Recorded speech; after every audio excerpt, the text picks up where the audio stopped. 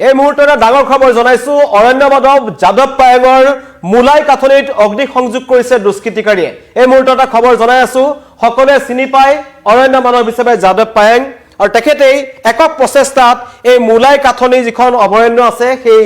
বনাঞ্চলখন গঢ়ি তুলিছিল তাৰ পাছতে তেখেতক অৰণ্য মাধৱ হিচাপে সকলোৱে জানে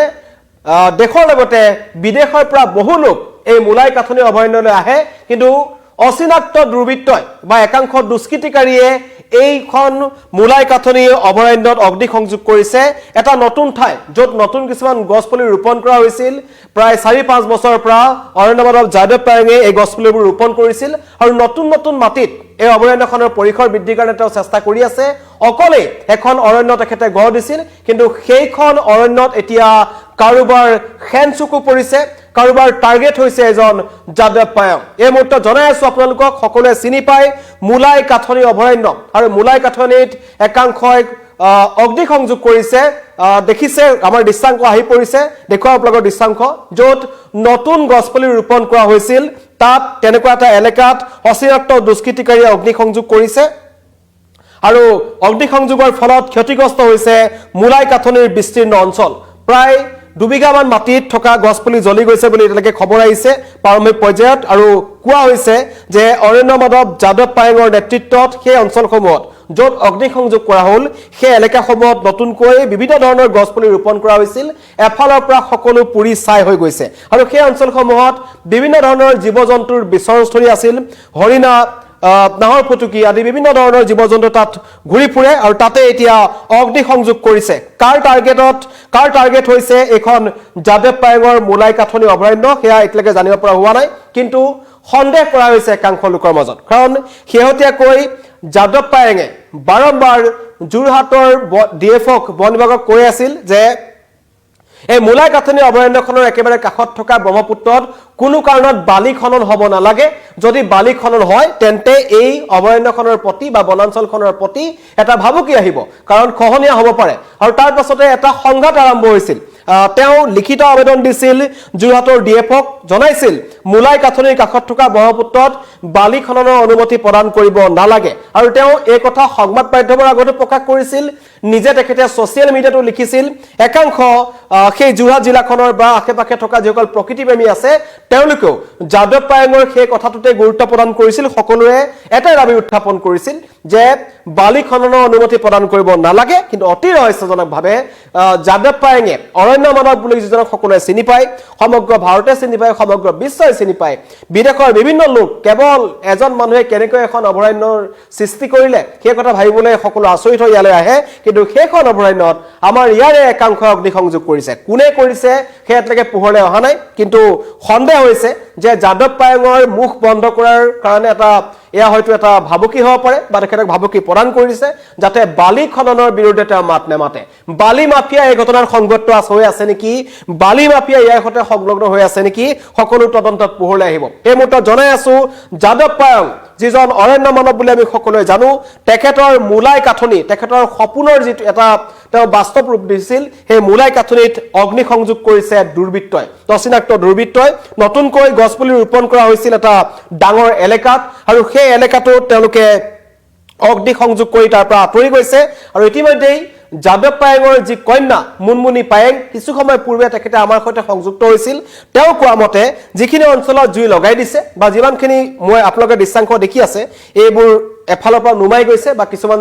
অঞ্চলত এতিয়াও ধোঁৱা ওলাই আছে এই অঞ্চলসমূহত হৰিণাৰ বিচৰণস্থলী আছিল হয়তো অগ্নিদগ্ধ হৈ কিবা জীৱ-জন্তুৰ মৃত্যু হ'ব পাৰে কাৰণ যাদৱ পায়েঙৰ যিখন মুলাই কাথনি অভয়াৰণ্য আছে এই অভয়াৰণ্যখনত বাঘ হাতী নাহৰ ফুটুকি বিভিন্ন ধৰণৰ জীৱ-জন্তুৰ বিচৰণস্থলী আৰু এই অঞ্চলসমূহত বিশেষকৈ যেহেতু কম ঘাঁহ আছিল সেই অঞ্চলসমূহত হৰিণাসমূহ বিশেষকৈ তৃণভোজী যিবোৰ জন্তু আছে সেইবোৰৰ এইবোৰ বিচৰণস্থলী আছিল আৰু তাত তেওঁলোকে ইতিমধ্যে দেখিছে যে হৰিণাৰ অৱস্থিতি তেওঁলোকে গম পাইছে পিছত যেতিয়া জুই নুমাবলৈ গৈছিল হয়তো হৰিণা অগ্নিদগ্ধ হৈ মৃত্যু হ'ব পাৰে বন বিভাগৰ ফালৰ পৰা কোনো ধৰণৰ গুৰুত্ব প্ৰদান কৰা হোৱা নাই ইয়াৰ আগতেও ডিএফও এই ক্ষেত্ৰত কোনো ধৰণৰ গুৰুত্ব প্ৰদান নকৰিলে প্ৰশ্ন উত্থাপন হ'ব যে এজন মানুহে যদি অকলে এখন অভয়াৰণ্য গঠন কৰিব পাৰে বা গঢ় দিব পাৰে তেন্তে বনাঞ্চল ৰক্ষাৰ কাৰণে যিটো বিভাগ আছে বন বিভাগটো আছে সেই বন বিভাগৰ লোকসকলে চৰকাৰী দৰমহা লাভ কৰাৰ পিছতো কি কাৰণত মুলাই কাঠি অভয়াৰণ্যখনক তেওঁলোকে সুৰক্ষা দিব নোৱাৰে কি কাৰণত বালি খনন কৰিবৰ কাৰণে তেওঁলোকক তাত অনুমতি প্ৰদান কৰা হ'ল আৰু সন্দেহ কৰা হৈছে যে বালি মাফিয়া এই ঘটনাত জড়িত আছে এইটো এটা হয়তো যাদৱ পায়েঙৰ কাৰণে ভাবুকি এই কথা তেওঁলোকে সন্দেহ কৰিছে কাৰণ যাদৱ পায়েং যেনেকুৱা ধৰণৰ মানুহ তেওঁ প্ৰত্যেকটো মুহূৰ্ততেই বিশ্বৰ যি স্থানতে যাওক তেওঁ অসমৰ কথা কয় বা বনাঞ্চলৰ সৈতে মানুহৰ যি সামঞ্জস্যতা বজাই ৰাখিব লাগিব প্ৰকৃতি যদি নাথাকে মানুহ কেনেকৈ থাকিব এনেকুৱাবোৰ বিষয়ৰ ওপৰত তেওঁ গুৰুত্ব প্ৰদান কৰি আহিছিল আৰু তেওঁ কেৱল কথা কোৱাই নহয় হাতে কামে দেখুৱাই দিছিল যেটো কোনে সপোনতো ভাবিব নোৱাৰে এটা কথা যে অকলে এজন মানে এখন অভয়াৰণ্য গঢ় দিলে কিন্তু সেইজন মানুহৰ সেইখন অভয়াৰণ্যত এতিয়া একাংশ দুষ্কৃতিকাৰী চকু পৰিছে একেবাৰে কিছুমান আমি সিনেমাৰ বলিউডৰ সিনেমাত এনেকুৱাবোৰ ঘটনা দেখো যে সমাজৰ কাৰণে যি কাম কৰিবলৈ যায় বা বনাঞ্চলৰ ৰক্ষাৰ কাৰণে যিসকলে কাম কৰে তেওঁলোকৰ বিৰুদ্ধে একাংশ মাফিয়া লাগে আৰু এটো একদম ৰিল লাইফত হোৱা এটা ঘটনা হয়তো বালি মাফিয়া জড়িত থাকিব পাৰে কাৰণ যাদৱ পায়েঙে হেওতে কৈ বালি মাফিয়া সকলৰ বিৰুদ্ধে মুক্তমনে বা তেওঁ যথেষ্ট সাহসিকতাৰে তেওঁ এই কথা জনাই আহিছিল যে বালি মাফিয়া সকলক বালি খনন কৰিবলৈ দিব নালাগে ব্ৰহ্মপুত্ৰত যদিহে ব্ৰহ্মপুত্ৰত বালি খনন হয় তেন্তে কাৰণ মুলাই কাঠনিখন একেবাৰে কাখত লাগি আছে সকলোৱে জানো যে ব্ৰহ্মপুত্ৰৰ এটা খুটি পাৰ হৈ এই মুলাই কাঠনি অভয়াৰণ্যখন পোৱা যায় যদিহে এই চাৰিওফালে বালি খনন হয় তেন্তে এই মুলাই কাঠনিৰ জৈৱ বৈচিত্ৰ্যৰ প্ৰতি তথা এই মুলাই কাঠনিৰ অভয়াৰণ্যখনৰ চাৰিসীমাৰ প্ৰতি এটা ভাবুকি আহিব পাৰে খহনীয়া হ'ব পাৰে আৰু সেই কথাটো তেওঁ লিখিতভাৱে যোৰহাটৰ ডিএফক জনালে কিন্তু তেওঁ জনোৱাৰ পাছতো সমগ্ৰ অসমৰ সংবাদ মাধ্যমত বাতৰি সম্প্ৰচাৰ হোৱাৰ পাছতো কিন্তু কোনো ধৰণৰ ডিএফআই ব্যৱস্থা গ্ৰহণ নকৰিলে বৰঞ্চ বালি মাফিয়াক পুনৰ তেওঁ বালি খননৰ কাৰণে বা বালি যিসকলৰ খননৰ যি চক্ৰ আছে তেওঁলোকক বালি খনন কৰিবলৈ যোৰহাট পৌৰসভা যোৰহাট বন বিভাগৰ ফালৰ পৰা অনুমতি প্ৰদান কৰা হ'ল আৰু যোৰহাটৰ ডিএফও গৰাকীয়ে কি কাৰণত অৰণ্য মাধৱ যাদৱ পায়েঙৰ কথা নুশুনিলে সেয়া এতিয়া ৰহস্যৰ আৱৰ্তত আছে কিন্তু সেই ৰহস্যৰ অব্যাহত থকাৰ অৱস্থাতেই এবাৰ জনাইছো যে যাদৱ পায়েঙৰ মুলাই কাঠনি অভয়াৰণ্যখনত অগ্নি সংযোগ কৰা হৈছে আপোনালোকে দৃশ্যাংশ দেখি আছে জুই নুমুৱাৰ চেষ্টা কৰি আছে একাংশ লোকে এদৰে জ্বলি উঠিছে কাৰণ এতিয়া শুকান বতৰ আৰু যদি জুই লাগে তেন্তে খুব তীব্ৰ গতিত এই বনাঞ্চলত জুই লগাৰ সম্ভাৱনা আছে নতুন অঞ্চললৈ যাতে এই জুই সম্প্ৰসাৰিত নহয় তাৰ কাৰণে তাত থকা যাদৱ পায়েঙৰ পৰিয়াল বা সেই যি মুলাই কাঠনি অভয়াৰণ্যৰ লগত জড়িত যিসকল লোক আছে তেওঁলোকে জুই নুমাবলৈ চেষ্টা কৰিছে এয়া এটা খবৰ আপোনালোকক জনাইছো যে বনাঞ্চল ৰক্ষাৰ কাৰণে যিসকল লোক নামি আহে বা যিমান মানুহে আগ্ৰহ প্ৰকাশ কৰে বনাঞ্চল ধ্বংসৰ কাৰণে তাতকৈ অধিক মানুহ আমাৰ সমাজত আছে আৰু এককভাৱে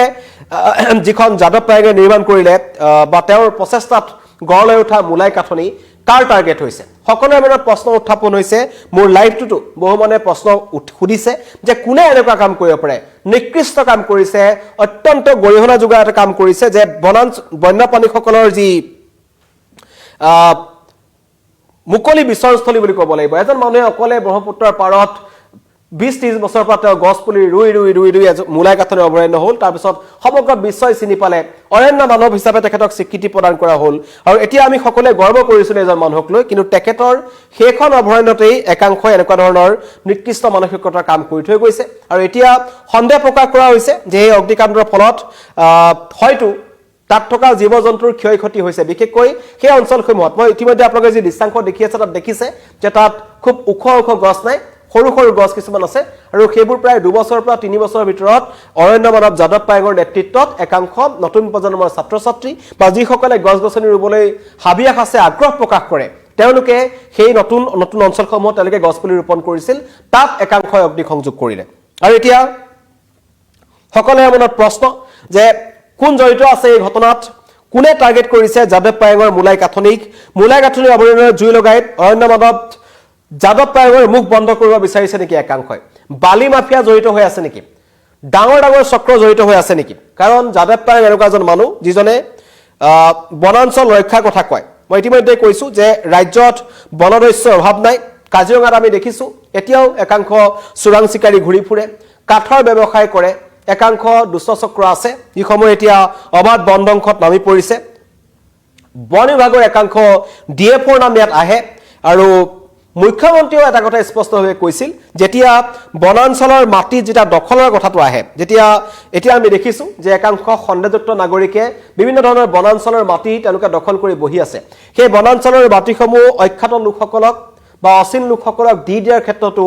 বন বিভাগৰ একাংশ ডিএফঅ তথা শীৰ্ষ পৰ্যায়ৰ বন বিষয়াৰ হাত থাকে আৰু এইবাৰ এই মূলাই গাঁথনিৰ কথা যদি ক'বলৈ যাওঁ যি দৃশ্যাংশ আপোনালোকক দেখুৱাই আছো তাত অগ্নিসংযোগ কৰাত যোৰহাটৰ বন বিভাগৰ ফালৰ ডিএফঅ হওক বা তেওঁলোকৰ যিবোৰ বালি মাফিয়া আছে এই বালি মাফিয়াবোৰে যি কথা শুনা নাছিল বা তেওঁলোকৰ বিৰুদ্ধে যি মাত পাতি আছিল যাদৱ পায়েঙে কাৰণ মই ইতিমধ্যে কৈছো যে যোৰহাটৰ ডিএফঅক লিখিতভাৱে আবেদন দিছিল যাদৱ পায়েঙে তেওঁ কৈছিল যে মূলাই গাঁথনি অভয়াৰণ্যৰ কাষত কোনো কাৰণত বালি খনন হ'ব নালাগে যদি বালি খনন হয় তেন্তে এইখন মূলাই গাঁথনি অভয়াৰণ্যৰ জৈৱ বৈচিত্ৰ্যৰ প্ৰতি ভাবুকি আহিব লগতে সেই মূলাই গাঁথনি অভয়াৰণ্যখনৰ মাটি খহনীয়া যা যাব পাৰে নতুন নতুন অঞ্চল খহনীয়া যা যাব পাৰে এই বিতৰ্কটো চলি থকাৰ সময়তে কিন্তু অতি ৰহস্যজনকভাৱে যাদৱ পায়েঙৰ এখন অভয়াৰণ্যত অগ্নিসংযোগ কৰিছে একাংশ দুষ্কৃতিকাৰীয়ে এতিয়ালৈকে এই ঘটনাত কোন জড়িত আছে সেয়া জানিব পৰা হোৱা নাই কিন্তু তেওঁলোকৰ পৰিয়ালৰ ফালৰ পৰা প্ৰতিক্ৰিয়া প্ৰকাশ কৰিছে বহুলোকে মন্তব্য কৰিছে মনোজ বৰাই মন্তব্য কৰিছে বেয়া কাম কৰিছে প্ৰদীপ বৈশ্য লিখিছে বহুত বেয়া কাম কৰিছে নিৰ্মল হাছানে লিখিছে বেয়া লাগিছে দেখি আব্দুল আমিনে লিখিছে বেয়া কথা হৈছে এটো বিজুলী দেৱী গোস্বামীয়ে লিখিছে বৰ দুখজনক ঘটনা সকলোৱে দুখ প্ৰকাশ কৰিছে আক্ষেপ প্ৰকাশ কৰিছে যে ইমান ডাঙৰ এটা কাম কৰা বা সমগ্ৰ বিশ্বই যিজন মানুহক সন্মান কৰে অসমৰ কিছুমান মানুহে নাজানিব পাৰে বা যিবোৰ বালি মাফিয়া আছে বা যিবোৰ বন ধ্বংসযজ্ঞ কৰি থাকে গছ বিকি যি টকা ঘটাৰ লোভ থাকে তেনেকুৱা মানুহে হয়তো নাজানিব পাৰে কিন্তু যিসকল প্ৰকৃতি প্ৰেমী আছে বিশেষকৈ বিদেশৰ লোকসকলে এজন অৰণ্য মানৱক জানিবলৈ যথেষ্ট তেওঁলোকে আগ্ৰহ প্ৰকাশ কৰে তেওঁৰ হাতত প্ৰাণ পোৱা এই মূলাই গাঁথনি অভয়াৰণ্য চাবলৈ বিদেশৰ পৰা বহু লোক আহে বহুতে ইয়াত পিএইচডি ওপৰত থেচিছ ডিমাণ্ড কৰিবৰ কাৰণে আহে কিন্তু গুণীয়ে মূল বুজে কিন্তু এইখন অসমত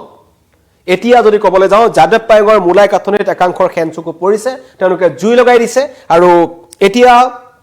মূলাই গাঁথনিৰ যি ঘটনা সংগত হ'ল তদন্তৰ দাবী কৰিছে যাদৱ পায়েঙৰ কন্যা মুনমুনি পায়েঙে তেওঁ কৈছে যে কোন জড়িত আছে আৰক্ষীয়ে তদন্ত কৰক বন বিভাগে তদন্ত কৰক কিন্তু বন বিভাগৰ প্ৰতি সকলোৰে প্ৰশ্ন উত্থাপন আছে বা বন বিভাগে এই ক্ষেত্ৰত ৰহস্যজনক ভূমিকাত আছিল তেওঁলোকে কাৰণ যিজন যাদৱ পায়েঙৰ কথা কৈ আছো আমি সকলোৱে চিনি পাওঁ কিছুদিন পূৰ্বৰে পৰা তেওঁৰ এই মূলাই গাঁথনিৰ কাষত একাংশ বালি মাফিয়াই বালি খননৰ কাৰণে চেষ্টা কৰি আছিল বা দাবী কৰি আছিল বা বালি খনন কৰিবলৈ চেষ্টা কৰি আছিল একমাত্ৰ যাদৱ পায়েঙে আছিল যিজনে এই বালি খননৰ বিৰুদ্ধে মন্তব্য কৰি আছিল লিখিত আবেদন দিছিল যোৰহাটৰ ডিএফঅক কিন্তু তাৰ পাছতো অতি ৰহস্যজনকভাৱে 4-5 দিন আগতে যোৰহাট বন বিভাগৰ ফালৰ পৰা তাত বালি খননৰ অনুমতি প্ৰদান কৰা হয় পুনৰবাৰ কৈছো তাত বালি খননৰ অনুমতি প্ৰদান কৰা হয় বালি খননৰ অনুমতি প্ৰদান কৰাৰ পাছতেই এতিয়া মূলাই গাঁথনিত জুই লগাই দিছে একাংশ দুষ্কৃতিকাৰীয়ে আৰু সেই জুই বিয়পি পৰিছে আশংকা কৰিছে যাদৱ পায়েঙৰ পৰিয়ালৰ ফালৰ পৰা বা যিসকলে এই মূলাই গাঁথনিৰ লগত জড়িত হৈ আছে এই অগ্নিকাণ্ডত বা এই বনজুইত তাত থকা হৰিণা তথা এনেকুৱা ধৰণৰ জীৱ জন্তুৰ মৃত্যু হ'ব পাৰে ধন্যবাদ